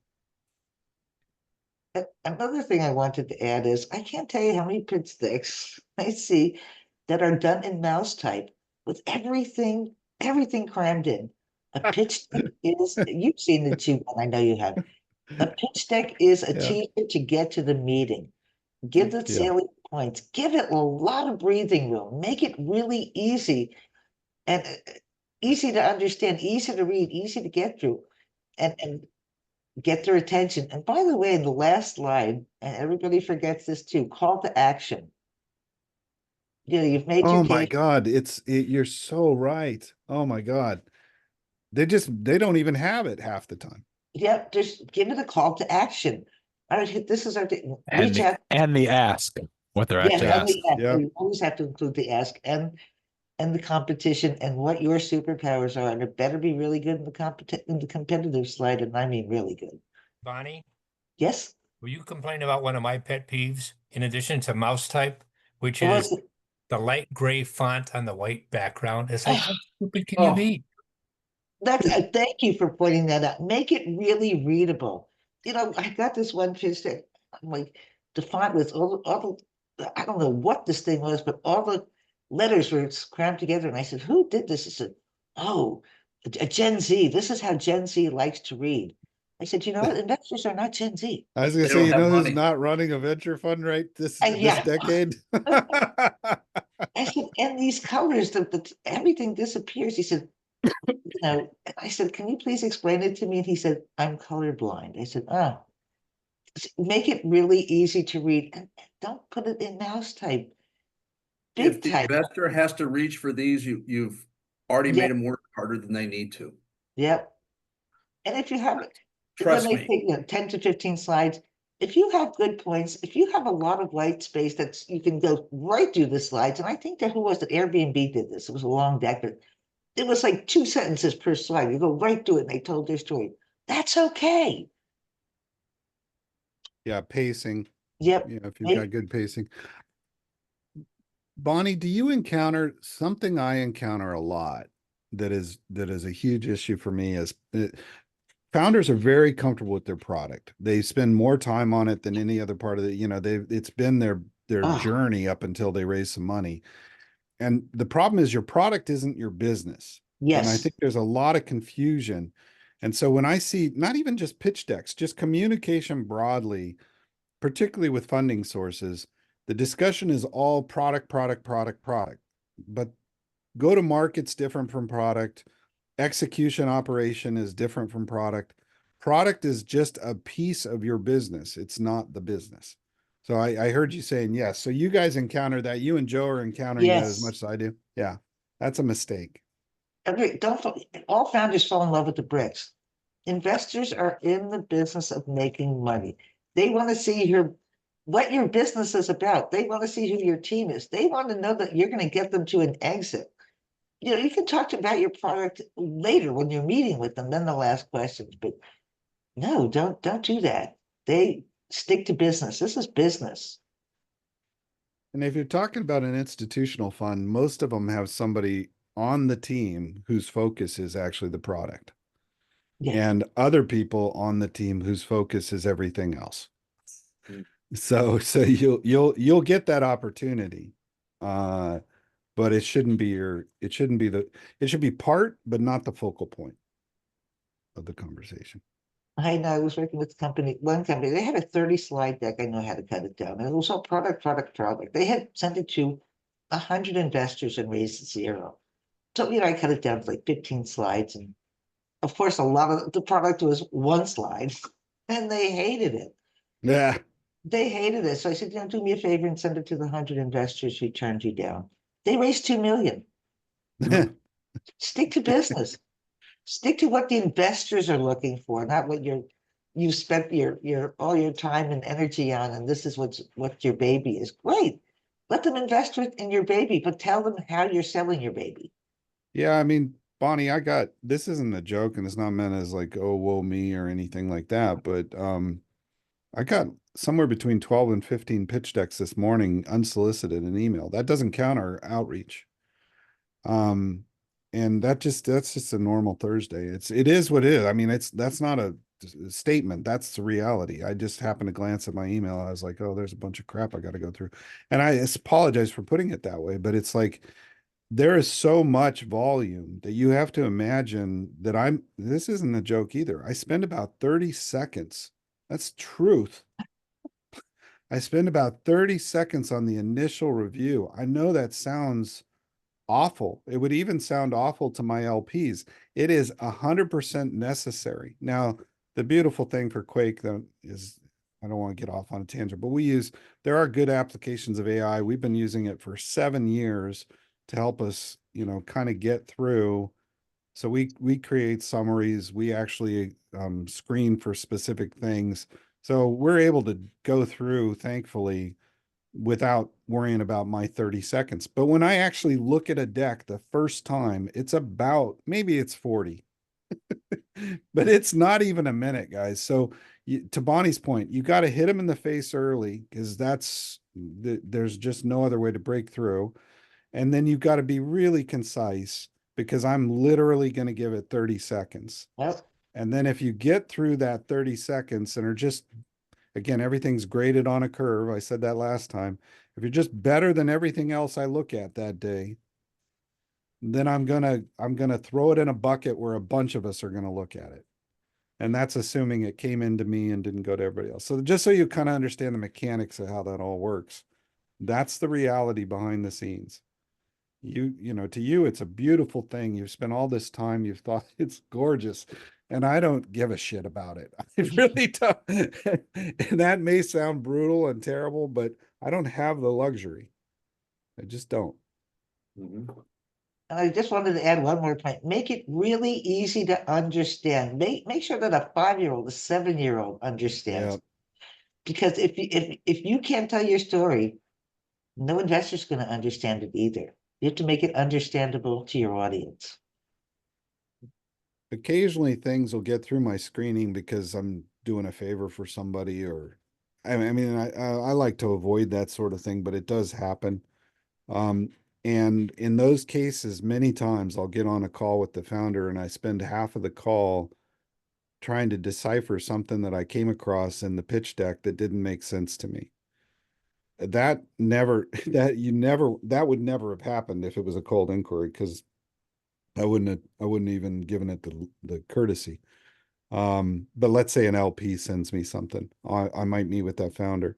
That is probably the most common, it's probably more than half of the pitch decks I get have a conflict within the pitch deck. In other words, to Bonnie's point, they're not clear. And that's why I go back, by the way, quickly to the proof thing. Proof eliminates those questions. If you say, I've got $1 million in ARR, okay, well, you don't really need, somebody's not going to be all that confused about the growth in the business. I mean, that's why those bullets are so ridiculously important. They get rid of these common refrains or disputes that might occur in the discussion. I'll add one more thing because I've also worked on some of these over time. Kind of looping back to an earlier comment, buzzword bingo. Strip out all the Yep. buzzwords, strip out all Absolutely. the jargon, make it so a fifth grader can understand it. Yep. And I know a lot of people like to defer to AI and oh, ChatGPT help me. LLMs are interns. They're not professional writers. They don't have emotion. They don't know what's gonna grab somebody. So it could be a good start. It could help you get your ideas together, but you still have to do the work. And I'll tell Yeah. you a good thing, investors know when you put it through an LLM, and if you're working on something as important as your pitch deck to get investors, who are your business partners, and you can't take the time to really focus on them and make it more personal and real. Is that when you do follow-ups, you're going to use it, you're going to do a generative AI too? They want to know that you're in the game, that your head is there. Is that true, Joe? I mean, and Glenn, of course. Intern 100%. yes, that's what I said. Yeah, well, at this point in the business, your messaging, if you're an early stage, again, I don't know who's on here who's A, B, or C round, but if you're pre-seed or seed, much like hiring has to run through the CEO because of attitude and culture early on, messaging is all about the CEO and the Yeah. founder. There is no outsourcing this. You don't have it, Pawnee, to your point earlier, Gen Z doesn't build your deck. Maybe they do the graphics. But a Gen Z, I'm sorry, even if you suck at it, you have to get better at it. You have to work it. There is simply no outsourcing the message for your business. Yeah. Like that, I'm even if you hire amazing people, you are the one working with those amazing people to craft it. Like it's not, you're going to be there. Everybody in your company done properly with the right culture is an evangelist, but you're the chief evangelist. Goes back to your early point about vision. Yep. And there's Yeah. something else you said, Joseph, too, about buzzwords I want to mention real quick is be careful with the hot trend buzzword, not even buzzword, but thing. Okay, AI is the thing right now. So months ago, 6, 7 months ago, I think I've told this story before, but for those that haven't heard it, I was on a call with maybe a dozen other VCs, and we were running through, it was I don't know, some kind of plan thing we did. And there was a bunch of different founders and startups pitching.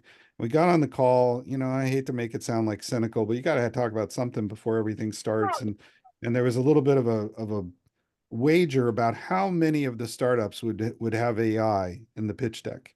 And the over under, and it was everybody, it was almost universally everybody was like all of them. Yeah. And the problem, I mean, there are cases where that made sense, and there are cases where it made absolutely no sense. And unfortunately, for those where it made no sense, it was an immediate rubbish pile. And so you really want to be careful to get caught up in the trend. If it makes sense, it's certainly you can still talk about it. But if it makes sense, sure, add it. If it doesn't make sense, please do not.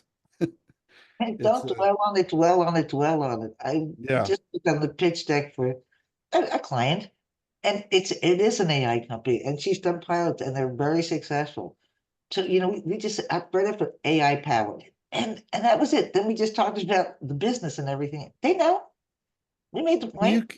You can still incorporate it. So for example, you don't use AI in your business. That has zero bearing on whether it's going to be important to your business. Right. So you can find interesting ways to talk about the opportunities that that's going to create or the way it's going to change the market landscape.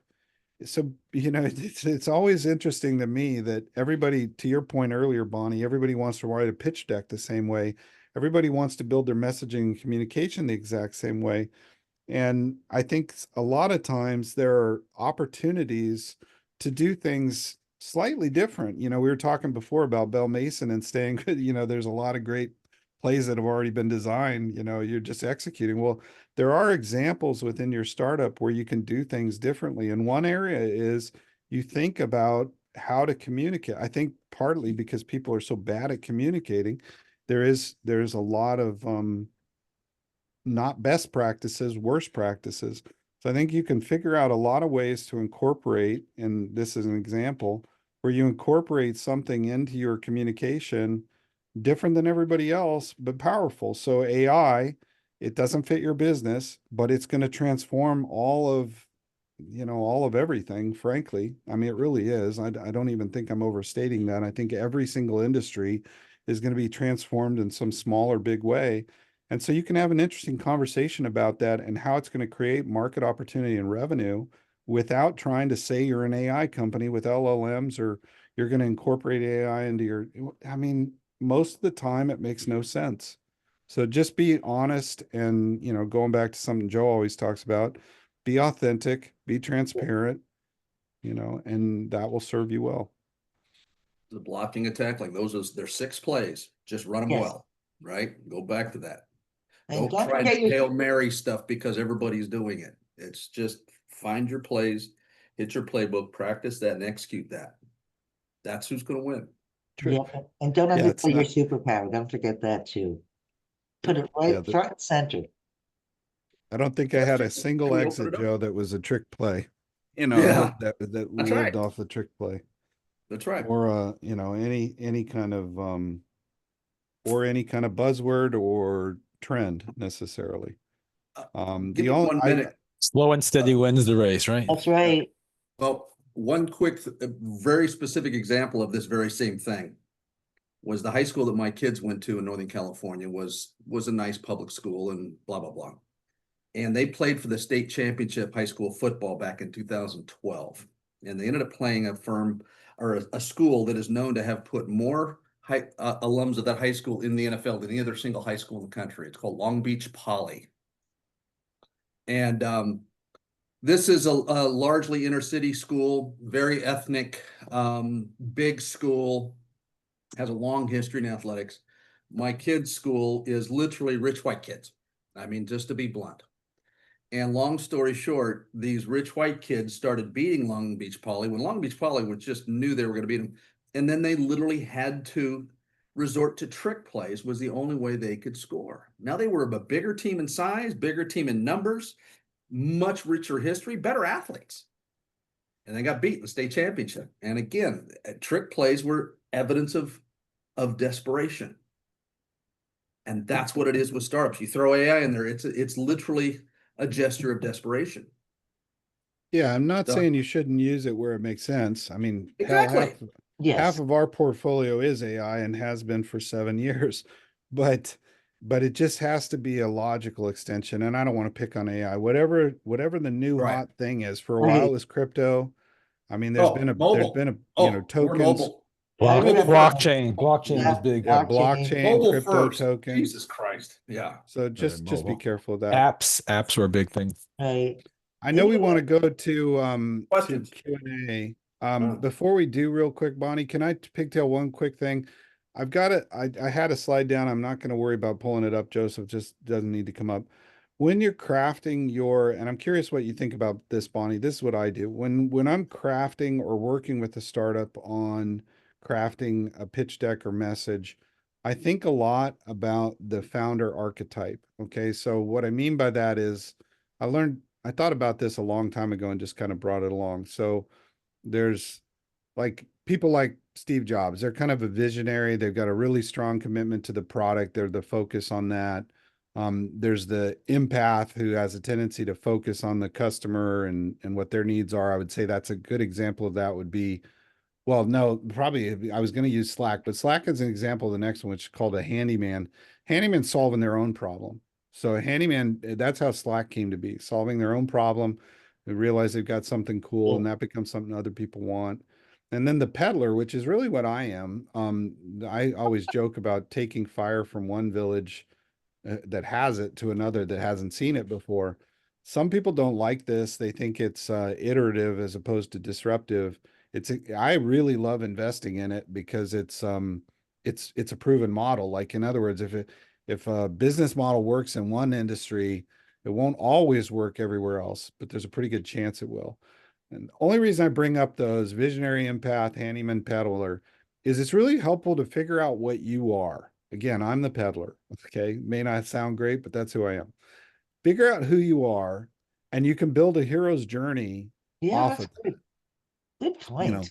So I start there, and then I start building the golden fleece narrative, because I know who I kind of know who I am, and I build this hero arc throughout the messaging and the pitch deck that kind of covers how we came to be, where, what our grand vision of, making the world a better place. And I'm being very, I know it might be something trivial, but that's in the hero's arc. I'm going to, solve the problems of the world, and then, kind of trace that journey. But you have to start by understanding who you are.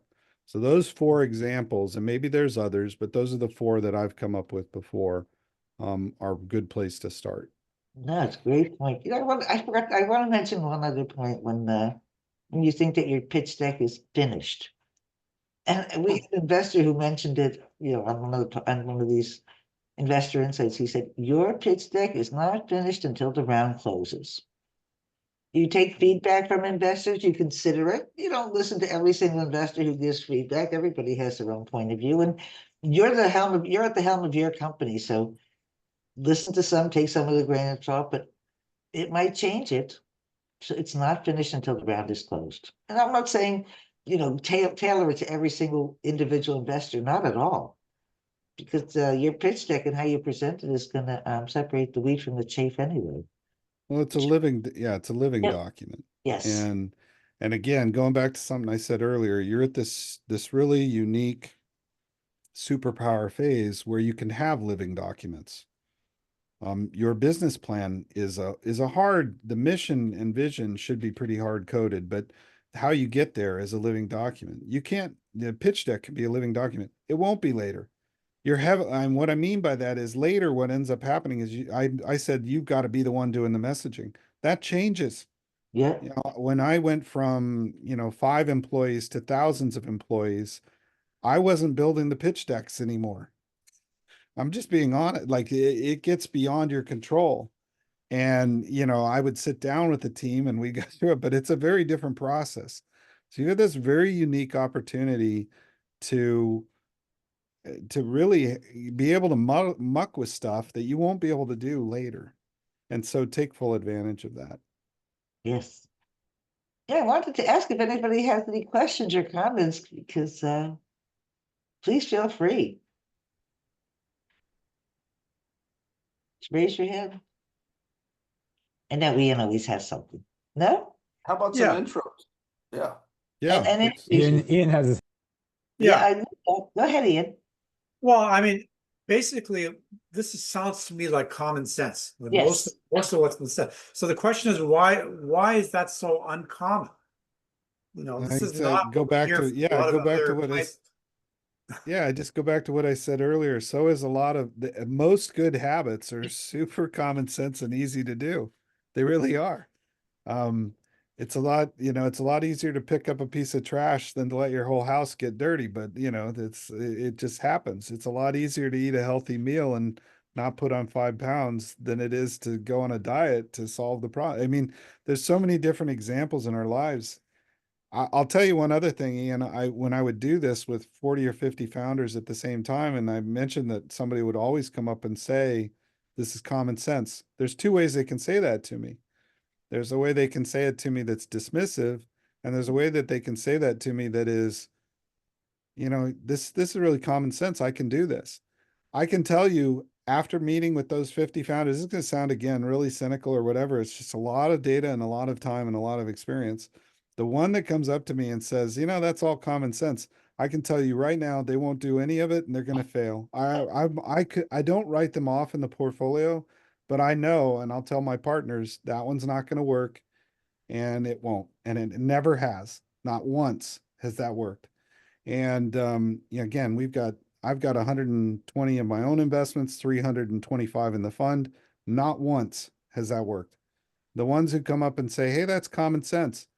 And I think I can, that's stuff I can achieve. Those work. It's just hilarious to me that this stuff is so freaking obvious. Yeah. But you need to catalog, that's what this life, this life of mine anyway. And I'm not going to do it now, but this life of mine, luckily, I was able to catalog a lot of this stuff early and execute it. And I had a good, as a result, a good track record. And the other thing was I brought the same team from deal to deal. That's probably the bigger part of it, to be honest. But I was able to catalog these things and take advantage of them. And So- what's that expression? It's the obvious that always escapes us. Yes, that's it. Right. But you're right, Ian. Most good things are pretty obvious. And if I can inject on that one front, because I've been studying this venture and entrepreneurial space for 28 plus years and counting, but always through the lens of an investor. We were money managers, we picked stocks, but I spent me and my two colleagues on the research team spent an hour and a half once a week to do all research and execute all trading. For 13 years, we're the top performing large cap core manager in the US. We spent very little time doing it. I designed an unbelievably efficient process, and we followed the process. Now and data in that world is a commodity. And the data vendors asked me to train their other customers, effectively my competitors. People had access to the same data I did. And I did. I'd go in and show them how we did it, open kimono. And they still didn't execute on it. It's the same thing. It's not the sexiness of the process. It's the discipline of just execution. Yes, common sense is the what. The how is the hard part, which is having the discipline to execute and not get caught up in your limbic brain of ego and greed and sloth, right? Expediency. The 7 deadly sins are the philosophical answers to your question, Ian, is why. Why don't people do what's in their own inherent best interest? Whatever their personal circumstances are, whether it's health or relationships or starting a startup, those are the reasons why. That's the philosophical lens, but the reality is knowing what to do is not hard. Having the discipline to do it is absolutely in your control. That's the one thing entrepreneurs miss, is they keep looking for external answers because they think they're silver bullets of tactics and techniques or cool little ways to do it. They're looking for an expedient, immediate silver bullet, when in fact the discipline of execution is a superpower that can optimize your chances of success over anything Glenn and I say. Can I give a real quick personal example, like something somebody can do in their personal life? Sure. That is related to relationships that nobody will do. But if you do it, I'm just going to tell you, it's going to return tenfold. You won't even believe how much, but maybe one person on this call do it. And I don't mean that as a negative. It's hard it's easy to do and hard to do. Thank you, notes. Well, that's a great example. This is related. So what you do is, if you're in a relationship with somebody, this could be a sibling, it could be a spouse, it could be a boyfriend or girlfriend, it could be a parent, it could be anything. I don't really care. For me, it was my spouse, my wife. And I learned this from somebody else. I can't even remember what book it was from, but it was just such a great little piece. Every single day, write down one paragraph on something they did that day that moved you. Something you saw them, be kind to a stranger. You saw them do something that was helpful to you. You saw them, whatever it might be, just one thing a day that you noticed about this person that you care so much about. Seems so stupid. Write it down, create a book, literally a book for 1 year. Review that book as you're going through it, but at the end of the year, give it to them. 2 things happen. One, I mean, obviously that's a very meaningful gift, but that's not the reason you do it. The reason you do it is the process of actually taking note of what that person is doing every day that is meaningful and that moved you will dramatically change your relationship with that person without doing a single thing. It's just like what I talked about before. Whatever the CEO focuses on, and prioritizes and makes a point of in every first meeting will become the kind of the driving force in the business. Same thing happens in your own personal life. If you take note of that and write it down, and you do that over a period of weeks, by week 3, your interaction and feelings for that person, not that they weren't there before, but I'm just going to tell you they're going to be different. And again, is that difficult to do? No, it's 1 freaking paragraph a day. Will anybody do it? No.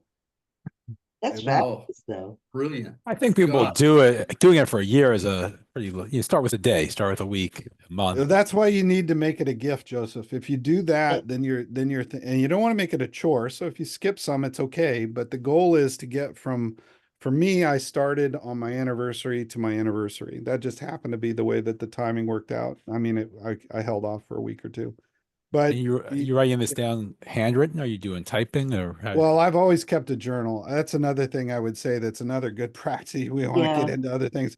I've got 25 years of journals, and I use those. I don't just write in them and throw them away or whatever. I write in them and I go back and look at specific events, acquisitions, mergers, things that I've done.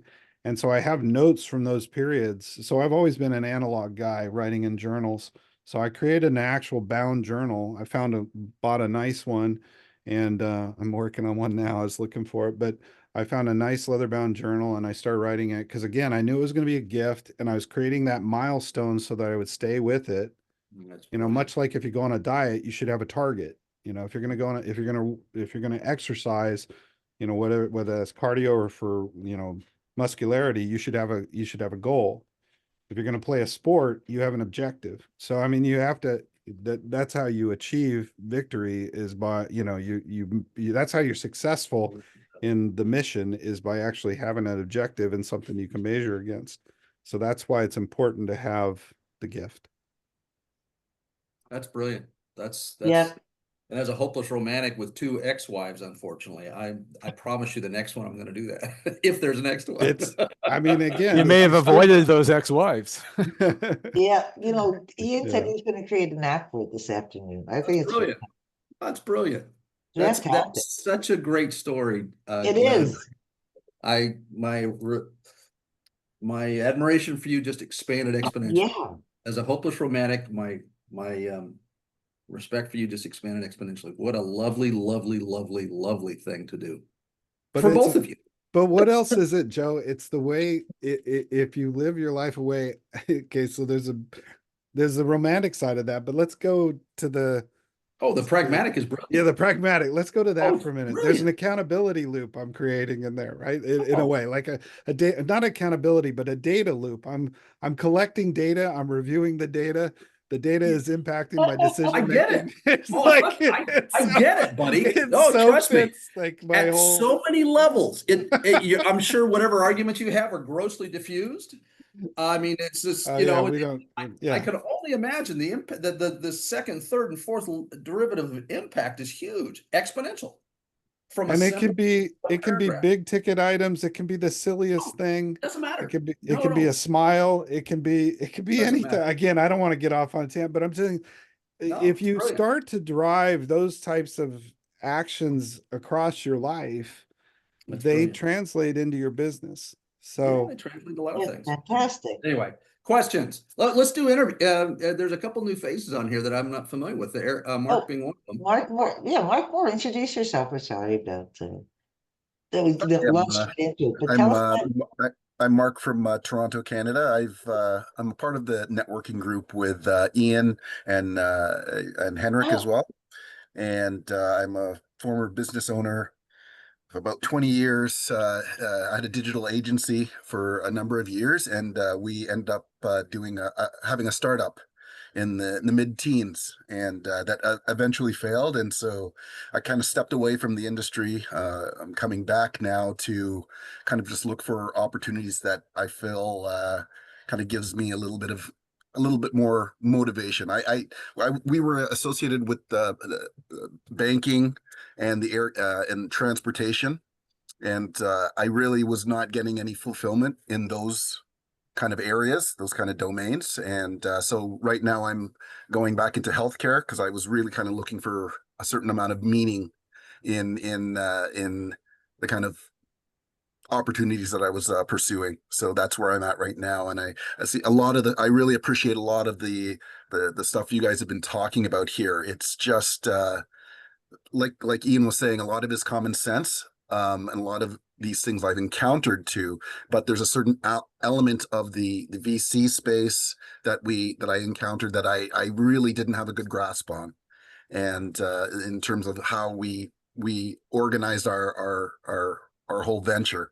And so this is all like very, very useful kind of information that I've kind of absorbed here. So yeah, that's it. Other new face. Thank you for that, by the Yes. way. Other new faces. Carson's kind of new, or I'm Yeah, looking around. Carson's been here before. It's been a while. Carson, tell us what you're up to. Well, Oh, you're muted, Carson. muted. Hey, sorry about that. Yeah, it's been a minute. But yeah, happy to be back here, listening to the talk.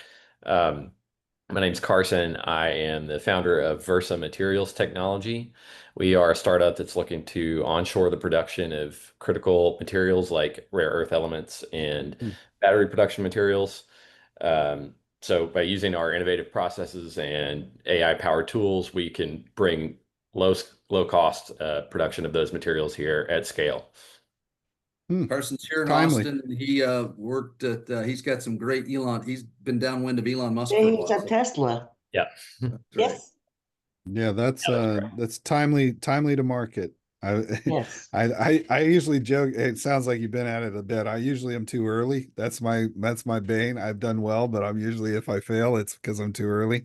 Sounds like you might have timed that one pretty good. We'll see, but it's certainly a nice Yeah, place to I hope be. so. I was kind of in this same space working at Tesla, and I figured, like, why am I not doing this for myself? Just with the way the market's going right now, and my background and connections, I wanted to take the plunge into founder world.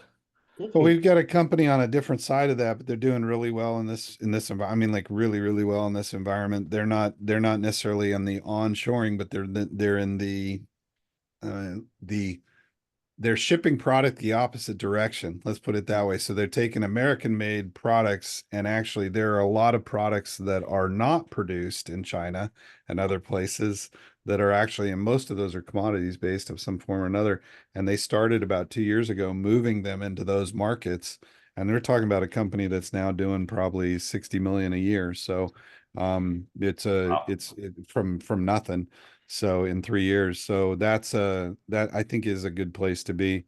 I did want to circle back to Mark too. I just want to make a comment. It's kind of funny, Mark, while you're talking, I thought to myself, yeah, here's a guy who got a little bit of the entrepreneur bug, and he can't, he's got to come back. You're looking for enrichment and coming back a little bit to the, I mean, you can drive your own destiny in entrepreneurship. And I think that we, those of us that have done it appreciate that. So we all see ourselves a little bit in that. Yeah, when I had the agency, again, it's service based. We're doing this for all of these businesses, and you see the mistakes that a lot of people are making. And Sure. at that point, in running my company, it was successful. We were really, but looking at creating other opportunities for everyone to keep everyone kind of interested in the work, and so it was amazing to kind of like be in that space, even though things eventually failed.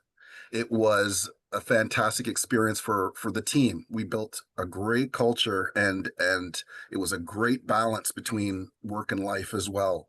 Everyone was really motivated, and so there were a lot of the things like that you guys have talked about, as I said, that we were lucky enough to or fortunate enough to kind of follow. But I don't believe that we had enough of those foundational, you talked about the Bell Mason and things like that. Those are things that we didn't have any understanding of. I didn't have any understanding of. So in going back into the world of entrepreneurship, it's I think, I'm going to start reading up on some of these things and seeing how that they can kind of help in any of the ventures I'm pursuing right now. You won't. Yeah, I think you got a huge advantage, though. I'll just say this, and I know we can get back to other folks that maybe have background or whatever. But one of the things I didn't recognize was that I had just kind of been in the business of building businesses, and I took for granted a lot of things. Though I built this big list of stuff that we're talking about or have been talking about, I took for granted a lot of traits. I took for granted a lot of things that we had done. And I didn't realize when I started doing venture that they weren't necessarily that common. Having been on the side of the business you were on, you've seen good and bad with founders. So what's cool about that is you're not going to have your own bias. Now you can actually build whatever you choose to build. You can build with the benefit of having seen a bunch of other people and how they've made it work or not work. And you'll apply those traits. Hopefully you'll apply those traits that are the good ones and won't take for granted. Again, like for me, as an example, I mean, this maybe isn't a trait. It's more of a purpose or design, it's an intention. But I always built every company I built with an eye towards exit. And the vast majority of founders that I encounter now, that's not actually the case. And it doesn't go, I mean, I hate to say it, it's not just about me being a venture capitalist. If you want to do well if you want to, forget about if you want to be rich, let's just say you want to enrich the world, and I mean your other employees, the people who've given you, stakeholders who've given you money, your own family, people around you, but possibly even the planet as a whole. You have to build this business into a certain degree of mass, and at some point, most likely, that's going to go to somebody else. That's just the most likely. 99% of all these companies are going to exit through acquisition, not through an IPO. But either way, you're trying to build this thing into this big vision. And to do that, you have to have that goal in mind. And what I found is that I always had that goal in mind, and most founders don't. And so when I invested in founders, it was funny to me that just never was there, because I just thought it was a natural thing, like everybody did it, because that's how I did it.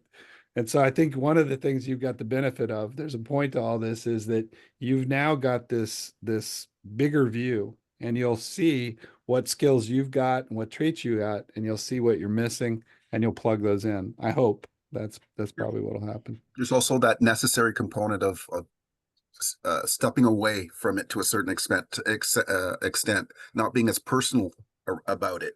Like we were trying to, create this feel good thing that we were trying to build, and when it failed, that was like I had a lot of trouble. There's a lot of people who are here are serial entrepreneurs, and they build something. You said that some of the ventures that you were doing were towards exit, right? So I felt I was too personally involved in the things I was. Yeah, that's true. That's a good point. Yeah, it's 100% on point, to the degree that some founders can't let go. Some founders can't exit because it's so personal that they can't possibly step away. So that goes further. I mean, yeah, you do have to balance that. I think having that pragmatic view is helpful, but I will say this. I always tell people to treat it like a living organism. It's not your kid, it's not your pet, but I always, in the last call, I talked about this. If you treat it as a living thing and you give it the respect you would give a living thing, you'll make much more healthy, for the business, you'll make much better decisions. Maybe it may stress you a little bit, but you'll make much more, you'll be more decisive. You'll avoid, again, you'll fire somebody very quickly. I always use the dog walker example. If you thought they kicked your dog, you would never let them walk your dog again. Same thing here. If you thought somebody was hurting your business and your business is precious to you, you'll get rid of them. Anyways, that's neither here nor there, but hopefully you take one nice thing about time and perspective and age is you do tend to make healthier choices the further you go. Comes from experience. Well, we've run everybody past. We even lost Joseph, I think. So yeah, I'll stop recording. Thank you for being here, because I have a funny story to share with you off the record. So thank you, everybody, and we'll see you soon.